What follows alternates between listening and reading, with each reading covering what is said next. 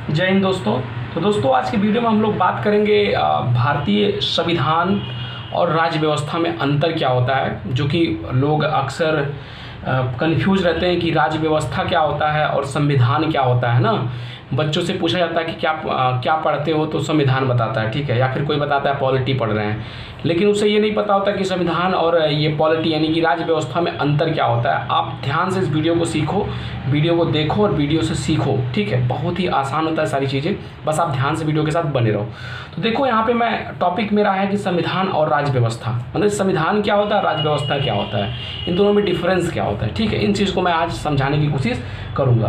तो देख सकते हो कि संविधान की मैंने परिभाषा लिख रखा है कि नियमों, कानूनों या परंपराओं आदि का जो संकलन है, जो एक देश पर शासन करने के लिए होता है, उसे संविधान कहते हैं। यानी कि संविधान किसे कहते हैं, ये नियमों, कानूनों और परंपराओं का संकलन एक बुक है। मतलब संकलन माने इकट्ठा है, किसका, नियम, कानून और परंपरा, जो पुरानी परंपराएं हैं उनका एक संकलन, एक बुक है, जो कि देश के शासन के लिए, देश में शासन करने के लिए होता है, उसे ही संविधान कहते हैं। अब आपके सामने यहाँ पे नियम समझ में तो आ रहा होगा, कानून भी समझ में आ रहा होगा, लेकिन ये जो परंपराओं लिखा हुआ है, यानी कि कुछ ऐसी परंपराएं हैं जो शुरू से चली आ रही हैं, वो भी जो है संविधान के एक हिस्से में लिखा गया है, ठीक है। जैसे कुछ परंपराएं, जैसे आप अभी क्या होता है, परंपराएं हैं कि मान लीजिए कि कोई सरकार बनती है, ठीक है, तो उसकी परंपराएं ये बनी हुई हैं कि उसको शपथ दिलाना, ठीक है, उसको शपथ दिलाना। ये पुरानी परंपराएं हैं कि कोई भी व्यक्ति अगर जो है किसी पोस्ट पर जाता है तो उसको शपथ दिलाना जाता है। जैसे आप जो है पुरानी अगर मूवीज़ की बात कर लो या फिर कोई भी पुरानी हिस्ट्री की बात कर लो कि जब कोई राजा बनता था, ठीक है, जब कोई राजा बनता था तो उसको शपथ दिलाया जाता था। तो ये सारी चीज़ें पुरानी परंपराओं से ली गई है और उसको भी संविधान में संकलित की गई है, ठीक है। तो वही चीज़ है, नियमों, कानूनों और परंपराओं आदि का संकलन जो एक देश को चलाने के लिए, देश पर शासन करने के लिए होता है, उसे संविधान कहते हैं। यानी कि संविधान क्या चीज़ होता है, बहुत संविधान वो चीज़ होता है जो नियमों, कानूनों और परंपराओं का एक संकलन बुक है, उसी को संविधान कहते हैं।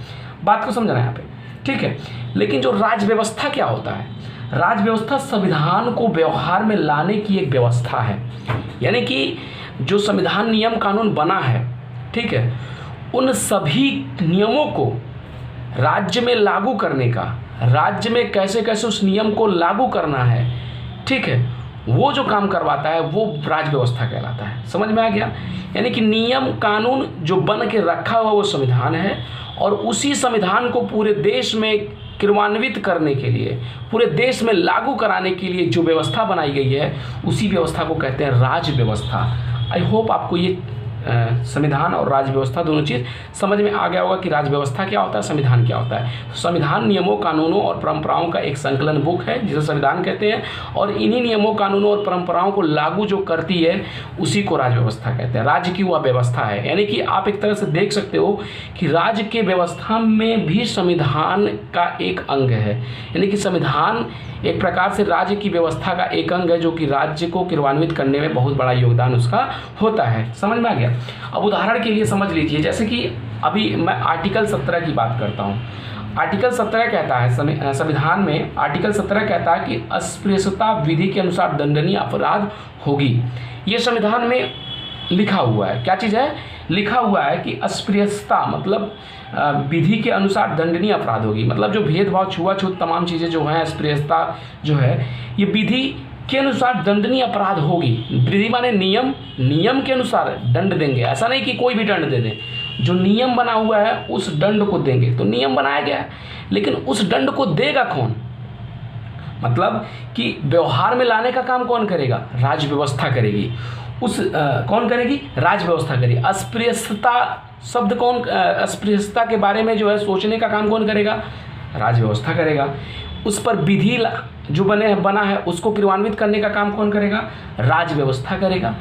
उसको दंड देने का काम कौन करेगा, राज्य व्यवस्था करेगी। यानी कि संविधान हमें बताता है कि अगर ऐसा कोई करता है तो उसको तुम दंड दो, और राज्य व्यवस्था उसको जो है संविधान के अनुसार उसको दंड देने का काम करना शुरू कर देता है, ठीक है।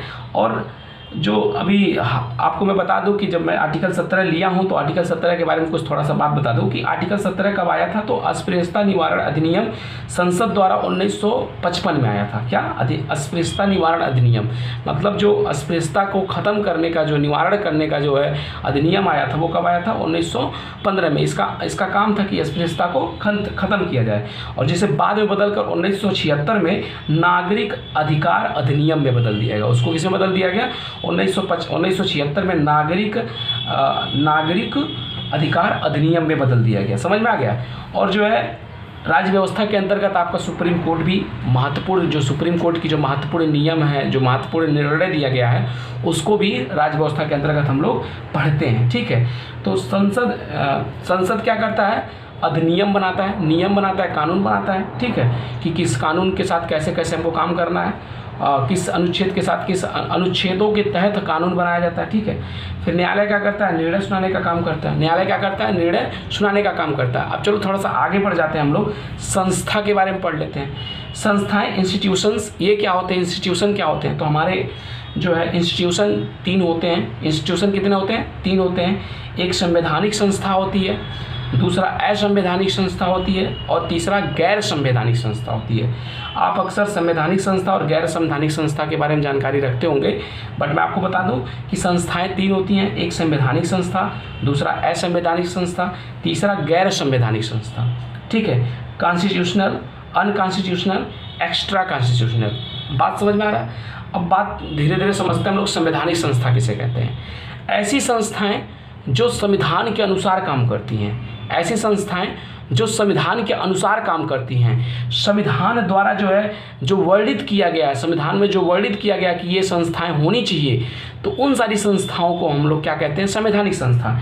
जैसे आपका उसमें आता है कि यह संविधान में वर्णित होंगी, मतलब ये सारी संस्थाएं किसमें वर्णित होंगी? संविधान में वर्णित होंगी, जो संवैधानिक संस्थाएं होंगी। ठीक है। उसमें आपका वित्तीय आयोग आता है, निर्वाचन आयोग आता है, अनुसूचित आयोग आता है। ठीक है। तो ये सारे जीएसटी परिषद आता है। तो ये सभी संवैधानिक संस्थाएं, मैंने संविधान में ये चीज़ लिखा हुआ है कि ये सारी संस्थाएं होनी चाहिए। लेकिन असंवैधानिक संस्थाएं क्या होती हैं, जिसको अनकॉन्स्टिट्यूशनल कहते हैं? कहता है ये सभी संस्थाएं जो होती हैं ये संविधान का उल्लंघन करती हैं। ये सारी संस्थाएं क्या करती हैं?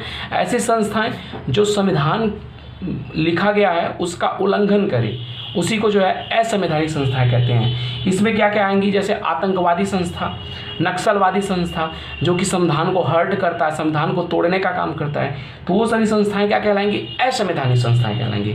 बात को समझिएगा। गैर संवैधानिक और असंवैधानिक में बच्चे बहुत कंफ्यूज होते हैं, तो आप ध्यान से इस बात को समझिएगा कि असंवैधानिक संस्थाएं वो होती हैं जो आतंकवादी, नक्सलवादी, ये सारी संस्थाएं होती हैं जो कि संविधान को सीधे सीधे हर्ट करती हैं। बट जो गैर संवैधानिक संस्थाएं होती हैं ये संविधान के अनुसार कार्य करती हैं, संविधान के नियमों को फॉलो करती हैं, बट ये संविधान में नहीं लिखा गया है कि इस संस्था को बनाओ, लेकिन ये संस्थाएं चलती हैं तो संविधान के अनुसार चलती हैं। लेकिन ये जो संवैधानिक संस्थाएं होती हैं, ये संविधान में भी लिखा गया है और संविधान के अनुसार काम भी करते हैं। लेकिन गैर संवैधानिक संस्थाएं संविधान में नहीं लिखा गया है, लेकिन ये कार्य संविधान के अनुसार करती हैं।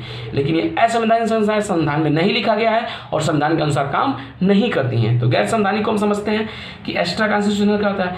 इसका जिक्र संविधान में नहीं हुआ है। तो मैं देखो यहाँ पे लिख भी दिया हूँ कि इसका जिक्र संविधान में नहीं होता है, लेकिन संविधान को लागू करने में सहायता होती है, यानी कि संविधान के नियमों को लागू करने में क्या होती है? ये सहायता होती हैं।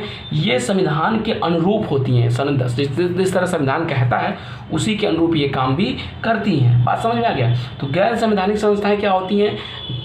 जो संविधान के अनुरूप कार्य करती हैं। इसमें नीति आयोग आपका आता है। ठीक है। राष्ट्रीय मानवाधिकार संस्था, ये सारी संस्थाएं आती हैं। तो गैर संवैधानिक संस्थाओं को 2 भागों में बांट दिया गया। एक राष्ट्रपति के अनुसार जितनी संस्थाएं बनाई जाएंगी, राष्ट्रपति मंत्रिमंडल के सलाह पर जो संस्थाएं बनाते हैं, राष्ट्रपति अपने मर्जी से नहीं, मतलब मंत्रिमंडल अगर कह रही है कि आप ये संस्था बना दीजिए, तो वो सारी संस्थाएं जो राष्ट्रपति के द्वारा बनाया जाता है मंत्रिमंडल के कहने पे, वो सारी संस्थाएं कहलाती हैं जो है कार्यकारी संस्था। कौन सी संस्था? कार्यकारी संस्था। जैसे नीति आयोग जो है मंत्रिमंडल के कहने पर जो है नीति आयोग राष्ट्रपति द्वारा बनाया गया था और इस संस्था को कार्यकारी संस्था कहते हैं। तो गैर संवैधानिक संस्था कितनी है? 2 हैं। एक कार्यकारी संस्था और दूसरा जो होता है संस्था वो होता है संविधिक संस्था। दूसरा क्या है? संविधिक संस्था। तो आप देख सकते हैं कि यहाँ में संविधिक संस्था इसको लिखा है। तो कार्यकारी संस्था वो होती हैं जो राष्ट्रपति मंत्रिमंडल के कहने पे बनाता है, और संविधिक संस्था वो होती हैं जो मंत्रिमंडल खुद एक जो है ला करके योजना या फिर एक जो है एक्ट ला करके उसको पारित करके जो है उसको अधिनियमित कर लेता है। उस तरह की संस्था जो होती हैं वो कौन सी संस्था होती हैं? संविधिक संस्था होती हैं, जिनको संसद द्वारा कानून पारित करके बनाया जाता है। जिसको दूसरे नाम से हम लोग कहते हैं संविधिक संस्था। ठीक है, इसमें आपका राष्ट्रीय मानवाधिकार संस्था 1993 में जो बनाया गया था वो संस्था इसमें आती है। तो क्वेश्चन पूछ लेता है कि बताइए निम्न में से कौन गैर संवैधानिक संस्था है। ठीक है, तो आपका नीति आयोग दे देगा, ठीक है, राष्ट्रीय मानवाधिकार दे देगा, तो आपको बताना रहेगा, नक्सलवाद दे देगा, निर्वाचन आयोग दे देगा। तो आप जब इसको जानते रहेंगे तो आप तुरंत बता देंगे कि जो है गैर संवैधानिक संस्था नीति आयोग है, राष्ट्रीय मानवाधिकार आयोग है। लेकिन जब आप यूपीएससी की प्रिपरेशन करते हैं, आईएएस पीसीएस की प्रिपरेशन करते हैं, तो पीसीएस में एक बार क्वेश्चन भी पूछा था कि निम्न में से कौन सी संस्था कार्यकारी संस्था है। मतलब इतना डीप पूछ लिया था। यहाँ गैर संवैधानिक छोड़ो, यहाँ से पूछ लिया कि निम्न में से कौन कार्यकारी संस्था है। तो उसमें ऑप्शन में था निर्वाचन आयोग, अनुसूचित आयोग, नीति आयोग, राष्ट्रीय मानवाधिकार आयोग। तो ऑप्शन सी उसका सही था, नीति आयोग। ठीक है, तो आप जो है इस प्रकार से जब डीपली पढ़ोगे, इस चीज़ को समझोगे, तो भाई आपको जो है भटकने की ज़रूरत नहीं है। सारा नॉलेज, सारा ज्ञान यहीं पड़ा है। बस आप इसको ध्यान से पढ़ो, अच्छे से समझो। ठीक है, तो मैं इस पेज का जो है पीडीएफ भी डिस्क्रिप्शन में दे दूंगा लिंक, आप जा करके इस पेज का पीडीएफ भी डिस्क्रिप्शन से डाउनलोड कर सकते हो। और नेक्स्ट वीडियो में हम लोग बात करेंगे जो है अगले टॉपिक के बारे में। जो अगला टॉपिक मैं आपको बता दूं अगला टॉपिक क्या है इसका। नेक्स्ट टॉपिक में हम लोग पढ़ेंगे संविधान, उसका महत्व और उसका वर्गीकरण कैसे हुआ है। इस टॉपिक के बारे में हम लोग बात करेंगे, संविधान, उनका महत्व और उसका वर्गीकरण किस प्रकार हुआ संविधान का। तो नेक्स्ट वीडियो में वो मैं बात करूँगा। तो आप तब तक वीडियो के साथ बने रहो, अपने दोस्तों के साथ शेयर करो। और मैं आपको बता दूं कि इस चैनल पे आप पॉलिटी के पूरे फुल, मतलब कि पूरा फुल वीडियो पाओगे। पॉलिटी सारा चीज़ मैं पढ़ाऊंगा पॉलिटी का। आप बस चैनल के साथ बने रहो, दोस्तों के साथ शेयर करो। छोटा चैनल है बट ज्ञान काफ़ी ज़्यादा है आपके पास, काफ़ी ज़्यादा बड़ा ज्ञान इस चैनल से आपको मिलेगा। तो मिलते हैं नेक्स्ट वीडियो में। जय हिंद, वंदे मातरम।